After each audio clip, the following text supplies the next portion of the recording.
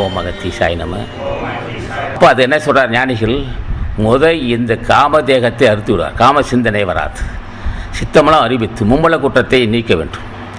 மும்மல குற்றம் நீக்காவிட்டால் நிச்சயம் ஒருவன் மீண்டும் மீண்டும் பிறக்க வேண்டிய சோறு வரும். இப்போ சித்தமெல்லாம் அறிவித்து சிவமாக்கிய நையாண்டா, அப்போ சித்தமெல்லாம் மாற வேண்டும்.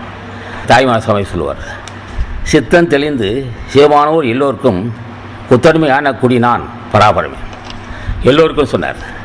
அப்போ சித்தம் தெளிய வேண்டும். சித்தம் தெளிவதுனா சின்ன விஷயமா? அப்போ உடல் குற்றம் இருந்தால் உயிர் குற்றம், உயிர் குற்றத்தால் வரும் மாஸ். அவதான் சொல்லலாம், வள்ளுவன் சொல்லும்போது இருள் சேர் இருவனை சேரன்னு சொன்னான்.